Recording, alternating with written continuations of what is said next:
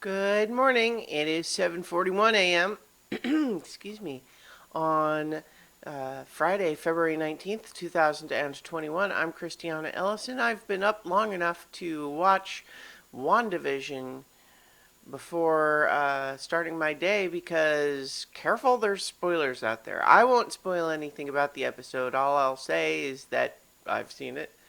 Um, but I want to talk a little, just briefly, about how people are a little out of control with the spoilers on this show. That's why I've last couple of weeks been getting up first thing and watching it right away because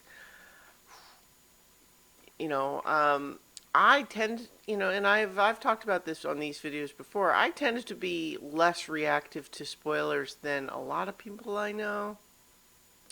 Generally speaking, I think you know having elements of the plot spoiled doesn't ruin stories as much as people like to pretend it does. But that said, it really usually ought to be someone's choice, and people are not being very considerate in how much they talk about the spoilery sorts of things on the internet. And so, like this show in particular, what I'll warn is people is even just glancing at the top trending topics on Twitter will can spoil you on some of these things, and that's that's a little out of control. Now, I mean, obviously, people want to talk about the show; they're excited, and so I mean, I get that, but be a little more careful, people. Anyway, I watched last night a movie called Love and Basketball. It's not a new movie; it's from 2000, and there's probably some of you who are like, "Oh, you only just watched that," but I don't. You know what? I'm inventing some imaginary person who's judging me for not watching it before that. Who is that person? No one. In any case, it's a movie that I've enjoyed quite a bit. It's I was going to say romantic comedy, but I think it's actually really more just like a romance. It's not really a comedy. But stars two people who share love in for each other and for basketball. And so we watch them, these two, we started with them as 11-year-olds, and they meet, and then we, check back in on them at various stages in their life. And one of the things that I learned about it is that part of the original inspiration for the director was to say they wanted to make a black When Harry Met Sally.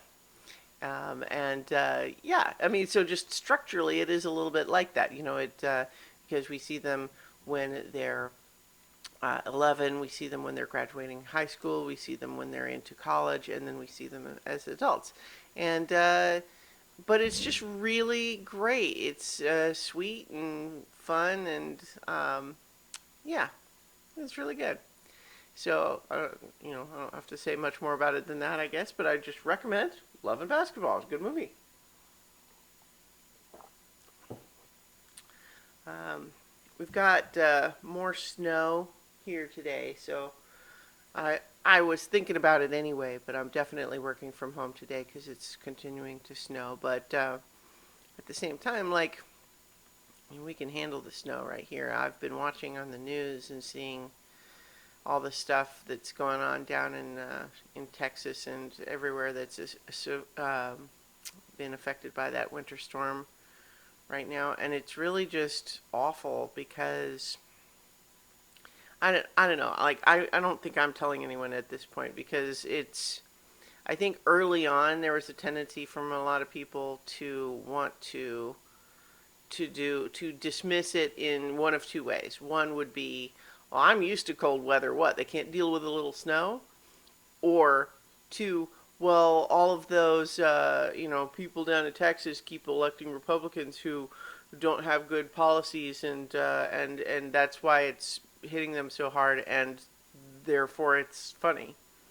And I think, thankfully, I'm seeing neither of those opinions as much lately because they're both really not appropriate. And I don't mean just appropriate in terms of like a politeness sense, but they're just they really don't capture the situation. Because of course the issue of oh, they can't deal with the little snow. It's like, well, but not when they don't have the infrastructure for it, and which they wouldn't normally need because it's not a typical occurrence. So all sorts of things that make it easy to take cold weather for granted in places that get it a lot is like, you have a heavy coat, you have a snow shovel in your garage, your house has insulated pipes. All of these sorts of things that are not true in places that don't frequently get that cold weather. And so now it's, so it does hit them worse, and the power goes out, water goes off, and it's everybody in a wide area, so like it's really bad.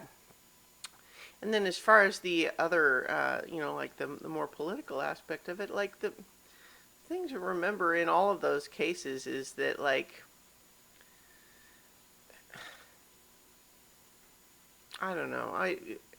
Is anyone watching this who's really like needs to have this explained? Like that, I think there's a tendency sometimes with people on Twitter to look at states as monoliths, right? And just like California is thought of as a democratic state, like blue state, or New York, say, or Texas is a red state and that sort of thing. Like, that doesn't mean that there aren't people across the whole spectrum in all of those places. And not only that, but even people who like nobody like deserves to freeze to death. Anyway, I don't know. I'm